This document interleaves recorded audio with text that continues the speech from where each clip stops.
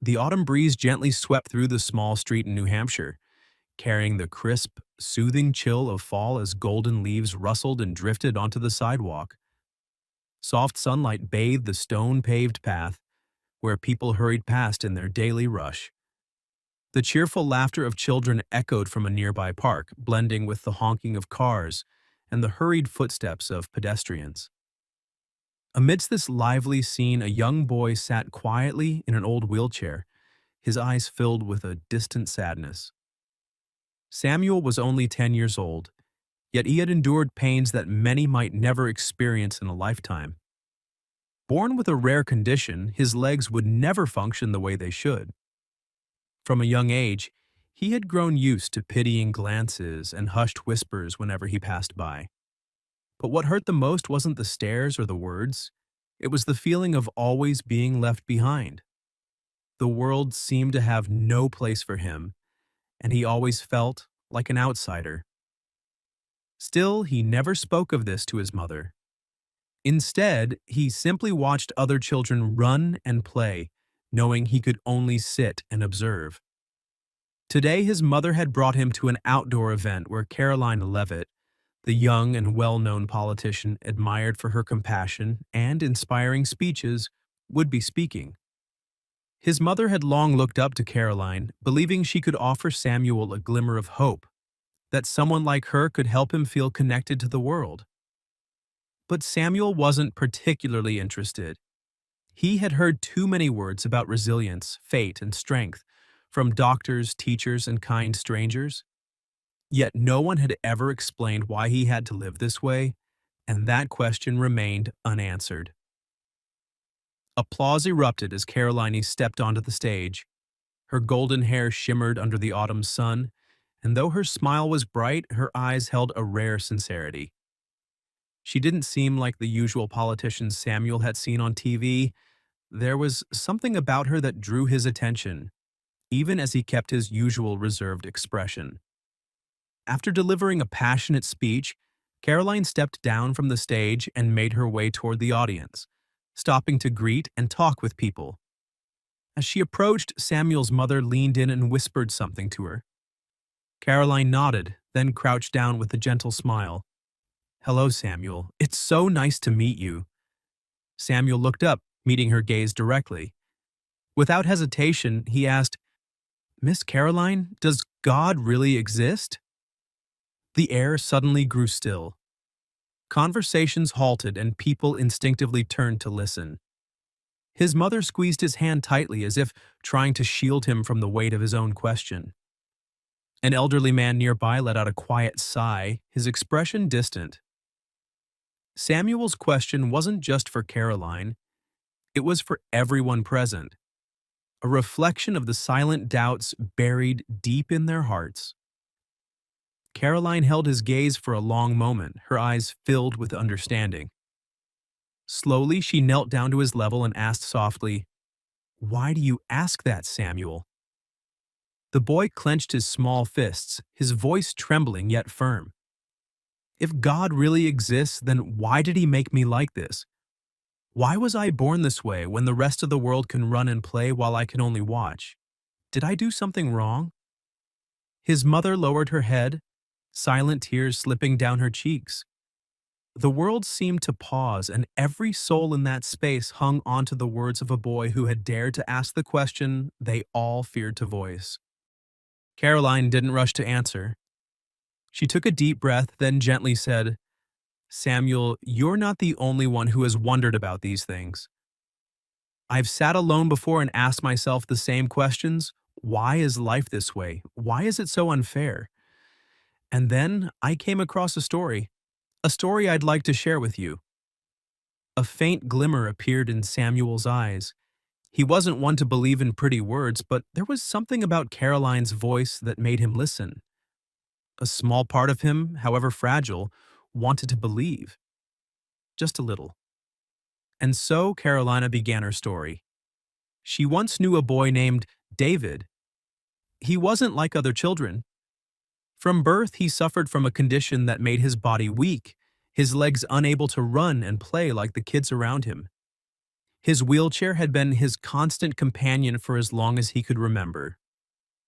One day, David looked up at his mother with sorrowful eyes and asked, "Mom, why did God make me this way?"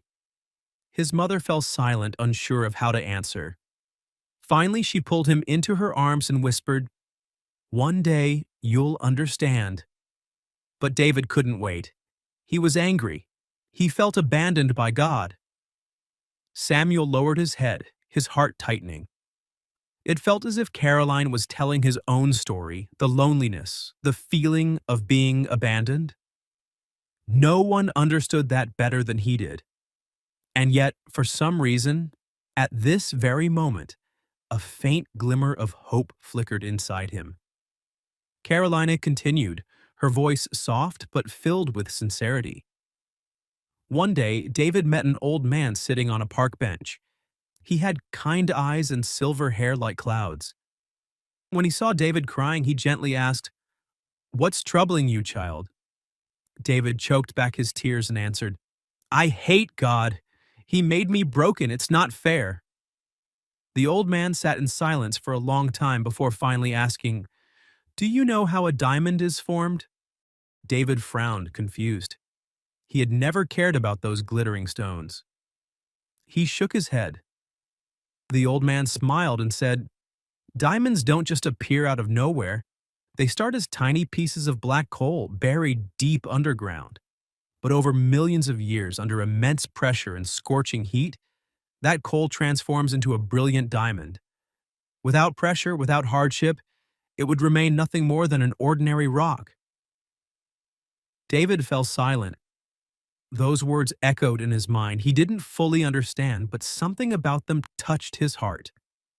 The old man looked at him and said in a deep, gentle voice, "God didn't create you to punish you. He placed you in these trials to turn you into a diamond." Samuel looked up at Caroline, his heartbeat quickening. He wanted to reject those words, to dismiss them as just another pretty story. But what if they were true? The question hit him harder than anything he had ever asked himself.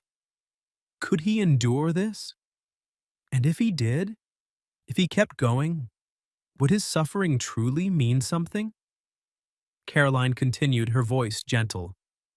David spent a long time thinking. Even though he couldn't run and play like other children, he realized he could do incredible things in his own way, things that didn't require him to be like anyone else. He found joy in places he had never noticed before. Tears streamed down Samuel's face. But this time they weren't from pain. For the first time in his life, he felt truly understood. The feeling washed over him, soft yet powerful, filling every part of him. He wasn't alone anymore. Beside him, his mother wiped her tears and pulled him into a warm embrace, whispering, "My son, you are truly special." Around them, the people who had gathered to watch also wiped their eyes in silence. It wasn't just Caroline's story that moved them. It was the moment unfolding before them, something raw and deeply human. Caroline gently squeezed Samuel's hand, her eyes filled with unwavering belief. God has not abandoned you, Samuel. He is writing an incredible story just for you. And one day, I believe you will understand why. Samuel pressed his lips together, a new feeling stirring within him. The question still lingered in his mind, but this time, it didn't terrify him. He looked up, his eyes now holding a quiet spark, like something inside him was beginning to open, waiting for a different future. He took a deep breath. Her words touched his heart, but something inside him still urged him to ask more. His tear-streaked face lifted toward her, and in his gaze was something new, a glimmer of curiosity, of a boy still searching for answers. "Miss Caroline, people always say that God loves us all, but if that's true, why hasn't he healed my legs? If he's really that powerful, why do I still have to suffer like this?" The air grew still. Everyone watched Caroline, waiting for her answer. It wasn't just Samuel's question, it was a question many had carried in their hearts. Caroline smiled gently, her eyes filled with understanding. She began softly, "Samuel, have you ever heard of Nick Vujicic?" Samuel shook his head, curiosity flickering in his gaze. Nick was born without arms and legs. As a child, he asked God the same question you just did. Why was I born this way? Why won't you heal me? And you know what, Samuel? There was a time when Nick felt so hopeless that he wanted to give up on life. Caroline looked into Samuel's eyes, her own filled with deep empathy, as if she truly understood his pain. But then he realized something. God didn't need to heal his body because he had already given him something even greater, a heart stronger than anyone else's. Instead of waiting for a miracle, Nick became his own miracle. He learned to live without arms or legs.